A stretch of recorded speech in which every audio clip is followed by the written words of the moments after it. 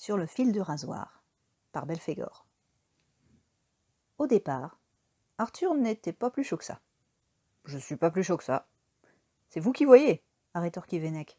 « Mais vu votre passif, je vous laisse pas tout seul dans une baignoire avec un rasoir à la main. » Ça, c'est sûr, c'est de l'argument massu.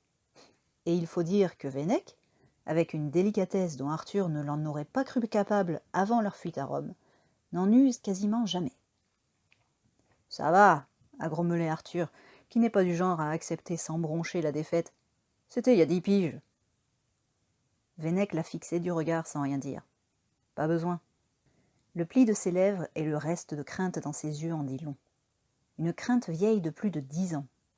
Pourtant, on ne peut pas dire que la dernière décennie fut exempte de frayeurs, petites et grandes. C'est toujours bizarre pour Arthur de se rendre compte que quelqu'un, allez savoir pourquoi, tient à lui à ce point. Il y a toujours quelque chose dans un coin de sa tête qui veut gueuler « Mais qu'est-ce que ça peut bien vous foutre si je suis pas là ?» Comme il aurait voulu gueuler à Guenièvre ou à Borte quand il venait le voir chez sa mère, les yeux humides, les mains tremblantes, comme s'ils auraient voulu le saisir par le manteau pour le secouer, le retenir, s'assurer qu'il était encore là. Lancelot, l'urgence de la fuite, l'envie de vivre malgré tout, tout ça lui avait donné l'impulsion de départ. Mais c'était en partie pour échapper à cet amour devenu insupportable qu'il avait accepté que Vénèque le vende à Carto, et qu'il était resté aussi longtemps. Arthur Pendragon, ancien roi de l'Ogre, peine à accepter l'idée d'être indispensable. Lui qui a tant fait pour qu'on le laisse peinard une fois Excalibur replanté dans la roche. Pour une fois, une seule, il n'aurait pas été responsable d'un royaume tout entier, n'aurait pas eu plus de poids sur ses épaules que le Pékin moyen. Ça aurait dû le soulager, combler le vide béant qu'il sentait grandir en lui les mauvais jours. Et puis non. Même à Rome, où une seule âme était au courant de son existence, en tant qu'Arthur, pas un des clodos anonymes qui créchait de temps en temps dans l'ex-villa à Cogna. Et même après des mois à lui tourner le dos pour l'avoir trahi, cette âme trouve encore le moyen de tenir à lui. C'en est touchant, un peu. D'accord, finit-il par dire. Va pour le rasage. Peut-être qu'en d'autres circonstances, il aurait pu lancer « Si vous tenez tant que ça à me voir à poil », sur le ton de la plaisanterie, s'il en avait été d'humeur. Mais Arthur n'est pas friand de grivoiseries gratuites, et certainement pas à propos du bain. C'est un moment spécial, le bain. Après avoir passé ses jeunes années à se racler de pied en cap pour faire sa toilette, sans les huiles parfumées des Bourges pour calmer le feu que le strigile allumait sur la peau, Arthur, devenu souverain, savourait dès qu'il le pouvait une bonne trempette en compagnie de cette merveilleuse invention gauloise qu'était le savon. C'était un rare moment de détente absolue, où pendant quelques minutes le monde n'existait pas. Faire le vide, avait dit Guenièvre un jour fatidique, et elle avait eu raison. Cette fois-là, le vide avait surpris Arthur enfin détendu, et l'avait happé tout entier. Curieux que le bain reste tout de même un refuge après ça. Arthur se redresse un peu dans son baquet, tandis que Vénèque tire un tabouret derrière lui. Quand il lui tend un linge humide, Arthur tique. « Je peux savoir ce que vous fabriquez avec ça ?»« Relax, sire, c'est juste un linge chaud, ça va pas vous mordre. »« Je vois très bien ce que c'est, je veux juste savoir ce que vous comptez en faire. »« Bah, vous le mettre sur la figure, ça détend. Y avait pas de barbier à Camelot ? Vous aviez pas un larbin pour vous raser le matin ?» Non, Arthur n'avait pas de larbin qui le rasait le matin sous prétexte qu'il était roi et que les rois se devaient de tout déléguer. Quand Damigerne s'était aperçue que son royal fils se rasait lui-même au lieu de prendre un barbier, elle avait levé un sourcil assassin. « Ça fait peuple, » disait-elle. Mais Arthur avait refusé tout net de changer ses habitudes. Personne d'autre que lui n'approcherait une lame de sa peau. Et puis c'est tout. Oui, l'ironie. Difficile d'y échapper parfois. Mais bon, même avant, même quand Arthur était roi et quand Vénèque était mi-pourvoyeur, mi-contrebandier, semi-enquiquineur et squatteur de chambre vide à temps partiel, au fond Arthur lui faisait confiance. Vénèque pouvait vendre ce qui ne lui appartenait pas, au besoin vider le contenu de ses royales poches. Il n'aurait jamais été jusqu'à le poignarder dans le dos. Jamais. Et d'ailleurs, quand Arthur a mis sa vie, ou ce qu'il en restait, dans les mains de Vénèque a soufflé sur les braises jusqu'à rallumer une étincelle. il ne l'a pas seulement cachée et protégée pendant le long voyage jusqu'à Rome, il l'a obligée à boire, à manger, à bouger, à ouvrir les yeux.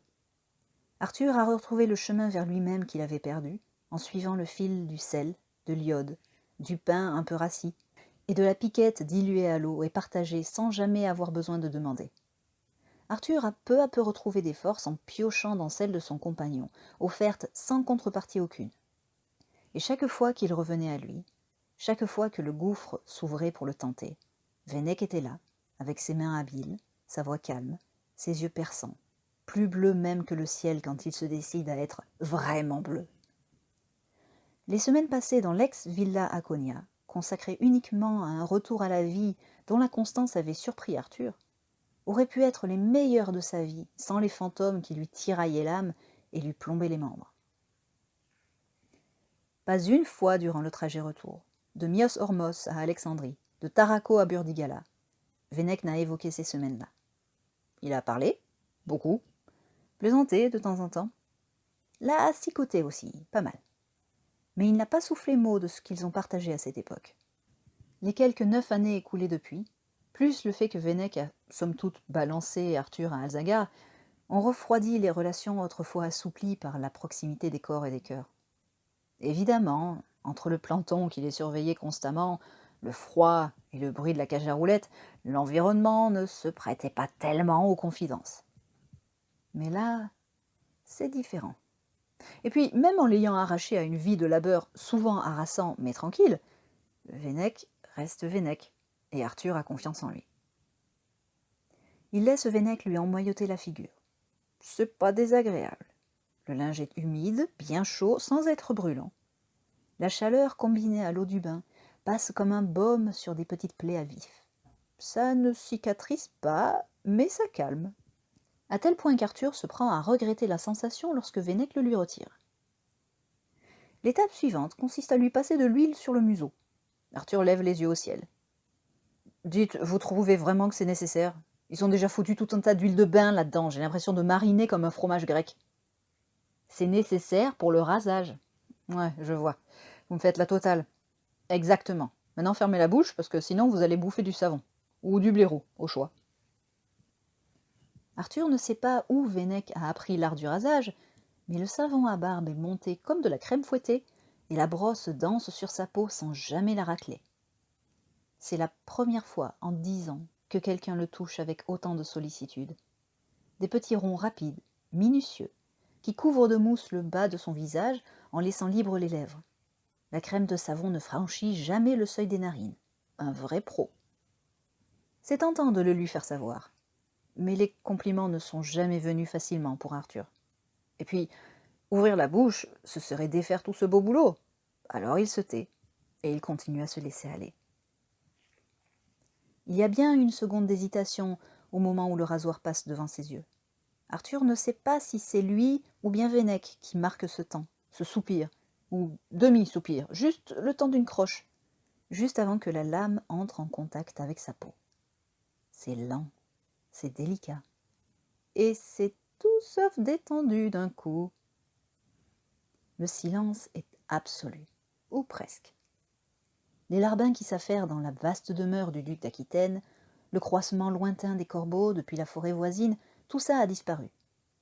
Ne reste que la chanson du rasoir, par à-coups, le bruissement des vêtements de Veinec quand il essuie la lame sur un linge, et sa respiration, là, tout contre l'oreille d'Arthur. Inconsciemment, Arthur calque la sienne dessus. C'est un souffle lent, régulier. Son rythme est familier comme une mélodie qu'Arthur aurait fredonnée autrefois, puis un peu oubliée, pour mieux la reconnaître en l'entendant à nouveau. Ça le calme, mais pas que. Et ajouté à la sensation de la main de Veinec, parfaitement stable, et à l'odeur de sa peau là, toute proche, même sous la crasse raclée à la romaine, même avec une effluve discrète mais tenace de sirop de date, la peau de Veinec, ça reste la peau de Veinec. Ça a même tendance à raidir certaines portions de sa personne au lieu de les détendre. Des portions qui ne se sont que très peu manifestées pendant la dernière décennie. Arthur décide illico de mettre cette mutinerie anatomique sur le compte de l'habitude perdue de l'intimité et la chaleur de l'eau du bain. La lame glisse dans le sens du poil, doucement. Puis, une fois que le menton d'Arthur a l'air débarrassé du gros de la tignasse qui y avait élu domicile et qu'il se dit qu'il va pouvoir sauver la face, le rasoir revient, cette fois dans l'autre sens. Eh merde, il aurait dû demander un bain moussant plutôt que les huiles de bain qu'on lui a imposées. Il n'a rien, absolument rien, pour camoufler une érection qui a largement dépassé le stade de la demi-molle. Si encore il était en droit d'espérer que Veinec en ait envie, lui aussi. Mais après 9 ans d'absence, puis des lieues et des lieues à lui faire la gueule dans un silence aussi glacial qu'un hiver breton, ce genre d'intimité est sans doute très, très loin des pensées de Veinec. Et c'est normal. Arthur a eu beau offrir sa confiance à Veinec une nouvelle fois avec le coup du rasage, il sait qu'il a tout fait pour que ce ne soit pas réciproque. Ce ne serait pas la première fois qu'il se saborde tout seul comme un con. Vous voulez toujours pas qu'on vous appelle sire, hein? Oula! Heureusement que Veinec est en train d'essuyer son rasoir. Le son de sa voix, pourtant basse, fait bondir Arthur comme si on le réveillait en sursaut. Il aurait pu ajouter une bonne estafilade à sa collection. C'est-à-dire qu'à partir du moment où je ne suis pas roi, dit-il en s'efforçant de foutre un coup de pied métaphorique au chat logé dans sa gorge, j'en vois pas l'intérêt. Vous savez, fait Veinec en lui faisant pencher la tête sur le côté, légèrement, oh, très légèrement, pour le raser sous l'arête de la mâchoire. Les gens qui vous appellent sire, c'est pas pour vous emmerder à la base. Je sais. Moi, par exemple, j'aime bien vous taquiner, à l'occasion, mais pas là-dessus. Si je vous donne du sire, c'est juste question d'habitude. D'habitude. Arthur, n'osant bouger, se contente d'un léger soupir. Ça fait une 12aine d'années que je suis plus roi, et vous me parlez d'habitude. Bah ouais, je vous avais dit que je préférais vachement quand c'était vous le roi. Quelque chose chez Arthur se réjouit d'entendre cet imparfait. Il préférait quand c'était lui le roi. Une petite voix, ténue, silencieuse pendant bien des années, lui murmure que cet imparfait l'est dans tous les sens du terme, et que Veinec, dont il entend encore la voix obstinée, un peu déçu, avait raison de préférer un roi à un autre. Ça n'a pas tellement changé d'ailleurs. Et puis Veinec penche la tête d'Arthur en arrière pour avoir accès à sa gorge. Arthur sent son souffle sur son cou, sur le creux de son épaule nue, encore humide. Les mots le fuient, ses pensées s'éclipsent. Ne reste que le désir, ranimé comme si Veinec avait soufflé sur des braises, et la tendresse amusée qu'il s'est toujours laissé ressentir pour le bandit. Les deux sensations se percutent et forment le début d'une de ces tempêtes comme il en a vu lors d'un passage par l'Égypte, il y a 5 ans. Un monstre de sable qui vous prend à la gorge, vous plaque par terre, vous bouche la vue. On se sent tout petit face à un machin pareil. Est-ce bien le moment pour que son cerveau lui rappelle qu'il n'a pas tenu quelqu'un dans ses bras depuis 10 ans, franchement? Arthur garde les yeux fermés, comme pendant la tempête de sable. S'il les ouvre, s'il voit les bras de Veinec, en manches de chemise remontées sur ses avant-bras, sa poitrine et le creux de sa gorge juste au-dessus du lassage de sa tunique, il va être tenté d'y poser ses doigts, ses lèvres, d'offrir les siennes. Quelque part, le déluge de sensations est pire sans la vue. Son désir ne faiblit pas. Au contraire, il en est même attisé. Le tout dernier coup de lame sur sa peau donne l'impression d'une infinie minutie. La respiration contre sa joue s'est accélérée, presque saccadée. Quand Arthur en trouve les yeux, il s'aperçoit que la main de Veinec tremble un peu. Arthur attend patiemment que Veinec essuie le rasoir et le pose sur le meuble qui contient le petit bazar nécessaire. Puis il tire son tabouret et s'asseye presque en face de lui, le bras gauche sur le bord du baquet, presque les yeux dans les yeux. Putain, qu'ils sont bleus. Moi non plus, j'ai pas vraiment changé, croasse Arthur, le chat toujours planté dans la gorge. Le mélange est intéressant, zoologiquement parlant. Je suis toujours un peu un connard des fois. Désolé, veut-il dire. Désolé de vous avoir fait la gueule aussi longtemps alors que vous méritiez pas plus d'une semaine à tout casser. Le sourire de Veinec est un éclair dans son visage buriné. Sa barbe a tourné poivre et sel depuis Rome. Arthur a immédiatement envie d'y fourrer ses doigts. Je sais, dit Veinec en avançant d'un pouce. Je vous en tiens par ailleurs. Et puis vous m'avez jamais fait l'insulte de me prendre pour un enfant de cœur non plus. Encore heureux. Arthur ne bouge pas d'un cil, figé par l'instant. Il ose à peine respirer. Ce n'est pas à lui de faire le premier pas, pas après le long voyage en silence. Un souvenir lui revient en tête. Une plage bretonne au coucher du soleil, une empoignade qui avait fini par un autre style de corps à corps. Un désir tellement fort, malgré le sable et l'eau de mer, qu'ils en avaient tremblé comme des gamins, Veinec comme lui. C'est Arthur qui avait fait le premier pas alors, suivi de très près par Veinec. Là, tout de suite, Veinec n'a que quelques pouces à faire s'il veut le faire, ce fameux premier pas. Ses yeux sont rivés sur les lèvres d'Arthur. Et oh, d'autres genres de souvenirs lui reviennent. Veinec qui goûte à ses lèvres à pleines dents, quitte à les lui laisser rouges et gonflées. Mais c'est sa main qui se lève, lentement, comme pour ne pas effaroucher un oiseau, et qui se pose contre la joue d'Arthur. Son pouce effleure sa pommette. C'est un premier pas. La tension ne retombe pas, mais quelque chose en Arthur lâche prise. Il laisse tomber son front contre celui de Veinec et esquisse un sourire. « Croyez qu'il y a d'autres choses qui n'ont pas changé ?»« Je sais pas, » murmure Veinec. « Mais j'ai bien envie d'essayer pour voir. Pas vous ?» Cette fois, pas moyen de savoir qui fait le premier pas. Le baiser vient naturellement, en un seul mouvement. La main de Veinec est chaude contre la joue d'Arthur. Celle d'Arthur se glisse derrière la nuque de Veinec, et leur bouche continue à se chercher comme si elles s'étaient cherchées pendant 10 ans. Un souffle plus tard, et ils replongent, avec les langues cette fois, les lèvres et les dents. Arthur manque sérieusement de pratique, et il a un sacré retard à rattraper. Ça fait longtemps, très longtemps, qu'on n'a pas voulu de lui comme ça. En fait, la dernière fois, c'était Veinec lui-même, pendant ses jours mi-rêvés, mi-fantomatiques à Rome. Arthur a bien quelques fantômes qui le gênent encore aux entournures. Sa tête est loin d'être débarrassée de tout le bordel qu'il a encombré jusqu'à ce que le vide devienne la seule échappatoire.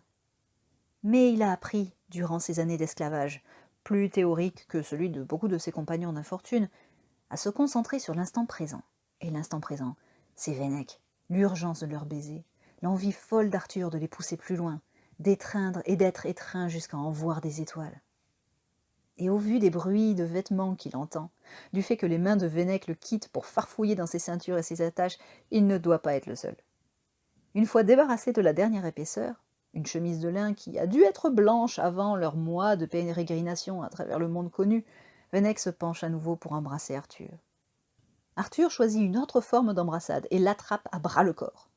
Veinec passe par-dessus le bord du baquet pour finir dans l'eau avec un glapissement de surprise. Pendant que les remous se calment et que Veinec trouve une position plus confortable, Arthur les observe. C'est qu'ils seraient presque devenus vieux à force de vivre. Ils ont tous les deux des grains de beauté en plus, des rides, des cicatrices, la peau un peu plus lâche, les muscles un peu moins durs. Les années ont laissé leur empreinte sur leur corps, chacun à sa façon. C'est presque une surprise. Arthur n'a pas prêté plus que ça attention ni à son corps, ni à celui des autres, depuis des années. La dernière fois, ils n'étaient déjà plus des jeunes hommes. Qu'à cela ne tienne, la jeunesse n'a qu'un temps, et l'expérience, c'est pas si mal. Veinec suit son regard, mi-figue, mi-raisin, et en tire une interprétation erronée. Bah ouais, ça fait 10 piges, quoi. M'en fous, fait Arthur, avant de le saisir par tout ce qu'il peut attraper et de l'attirer contre lui. Ça fait 10 piges pour moi aussi, au cas où vous l'auriez pas remarqué. Pas ma faute si vous aimez vous faire désirer. Ah. L'ombre d'un sire plane à la fin de la phrase, détrôné in extremis par un gémissement dû à la mise en contact de certaines parties stratégiques. Arthur lui-même doit se mordre la lèvre inférieure pour ne pas y faire écho. Pas besoin que toute la cabane rapplique, ce qui risque d'arriver s'ils font un peu trop de bruit. Le mouvement suivant lui arrache tout de même un râle, malgré ses efforts pour l'étouffer. Le plaisir lui saisit la poitrine, le prend à la gorge, et pour se décharger du trop-plein, il presse son visage contre le cou de Veinec. Veinec, visiblement, a également son trop-plein à lui. Son poids sur Arthur se fait plus lourd. C'est peut-être dû au fait qu'il ne s'accroche que d'une main au bord du baquet.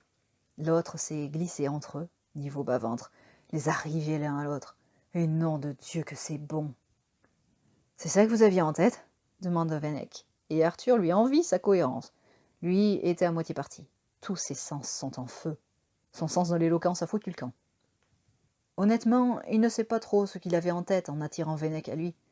Le flacon d'huile d'olive, pour un massage qu'il avait décliné, posé sur une desserte, paraît bien loin. Oui, il aurait aimé partir sur ce genre de danse, Au dehors et en dedans, cette étreinte ultime où on se sent enfin complet, gorgé de plaisir, quitte à subir quelques désagréments après. Ou bien l'inverse, se donner entièrement, jusqu'à l'ivresse, jusqu'à voir la jouissance prendre son partenaire et ne le lâcher qu'une fois repu. Mais vu où ils en sont maintenant, vu le rythme de leur musique intérieure, ils sont un peu trop proches de la ligne d'arrivée pour se permettre ce genre de détour. Il arrive à peine à articuler. Je sais pas. Vous? Un rire passe en coup de vent sur le visage de Vennec. Moi non plus, j'improvise.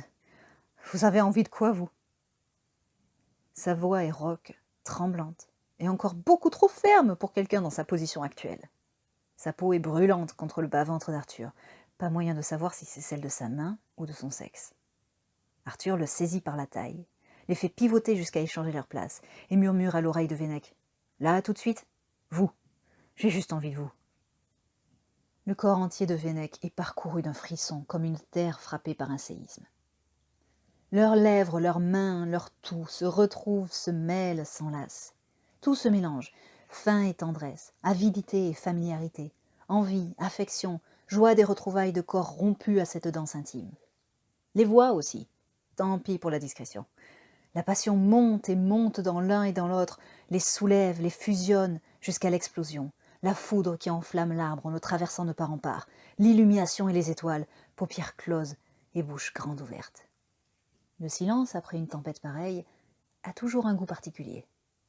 Arthur se love dans ce silence et dans les bras de Vennec, laisse aller sa tête dans le creux de son cou et s'abandonne à l'après, au juste après, pour être précis. Autour d'eux, l'eau du bain refroidit lentement. De temps en temps, le silence est troublé par un clapotis, à chaque changement subtil de position. Un éclat de voix derrière une porte ou deux, le vent d'hiver qui joue dans la cheminée où crépitent quelques braises. Le genre de moment qu'on voudrait étirer pour qu'il dure longtemps, très longtemps. Le genre d'après qu'on serait tenté de vouloir transformer en toujours, avec un peu plus de naïveté et un peu moins de cynisme. Arthur dépose un baiser fatigué sur la clavicule de Vennec. L'instant d'après, il lui est rendu, parmi ses cheveux trop longs qu'il n'a aucunement l'intention de couper. Ce ne sont pas des baisers qui ont le goût du toujours des contes de fées, mais plutôt quelque chose comme « on se sent bien quand même, comme ça, et ça peut continuer, si vous voulez ». Comme avant, mais avant quoi, exactement? Pas question que je redevienne roi, dit Arthur dans un souffle. Sa main quitte celle de Vennec, dont les doigts frôlent leurs membres encore tout proches. Peau sensible, caresse fantôme. Sa paume se pose sur la hanche de Vennec, moins à vif, tout aussi intime. Les poils grisonnent sur sa poitrine. Arthur les a connus bruns. Pour eux deux, désormais, le poivre et le sel alternent du cou jusqu'aux cuisses. La main droite de Vennec, celle qui ne flotte pas entre leurs deux corps, fait un petit voyage jusqu'au bas des reins d'Arthur. « M'en fous », l'entend murmurer Arthur dans ses cheveux. « Du moment que vous disparaissez pas encore pendant 10 ans. »« J'aurais jamais dû vous vendre à l'autre connard », l'entend presque dire Arthur, qui répond en silence en espérant être tout aussi clair. « C'est moi qui vous avais demandé de m'envoyer loin. » Dire qu'il coulait des jours heureux à la tannerie de Damiens le Sassanide serait une exagération. Mais il n'était pas vraiment malheureux non plus. Pas le temps de s'apitoyer sur son sort quand on a les os rompus par la fatigue au cocher des soleils. Il aimerait pouvoir promettre à Vennec que non, il ne disparaîtra pas à nouveau, ou pas pendant si longtemps. Il sait que ce serait au mieux un vœu pieux, au pire un mensonge. Si les mercenaires de Lancelot sont si zélés que ça, c'est dans son intérêt de rester le plus loin possible du royaume de l'ogre et le plus anonyme possible. Mais revoir le duc d'Aquitaine, revoir Vennec, refaire l'amour avec Vennec, ça fait remonter des souvenirs. Des mauvais, oui, mais pas que. Arthur se demande qui de ces chevaliers, pas ceux de Lancelot, sont encore en vie. Ce qu'il est advenu d'eux. De l'idéal aussi qu'il a fait traverser le continent, puis le bras de mer qui sépare Ghône de la Bretagne, puis construire une table, un symbole devenu promesse de justice et d'égalité. La table ronde, Camelot, c'était un beau rêve, même s'il a tourné au désastre. Peut-être qu'un jour quelqu'un prendra le relais. Arthur, lui, a déjà donné. Merci bien. Mais... Arthur ferme les yeux, repousse tous les « mais ». Pour l'instant, rien d'autre ne compte que l'eau tiède qui les enveloppe, lui et son amant d'hier et d'aujourd'hui, en train de leur faire une peau fripée comme deux petits vieux. Les sensations, peau contre peau, tous deux parfumés aux huiles de bain, le corps lourd, les mains fatiguées de la meilleure des fatigues. « Je ferai de mon mieux », dit-il avec autant de conviction qu'il en est capable. Ça, au moins, ce n'est ni un mensonge, ni un vœu pieux. La tête de Vénèque bouge contre la sienne. Ah ouais? Ouais. Après tout, ajoute-t-il avec le genre de sourire teinté de sarcasme qu'il ne s'est pas autorisé depuis 10 ans. Je vous dois un rasage maintenant. Le rire silencieux de Vénèque vaut plus que toutes les promesses impossibles à tenir. Fin.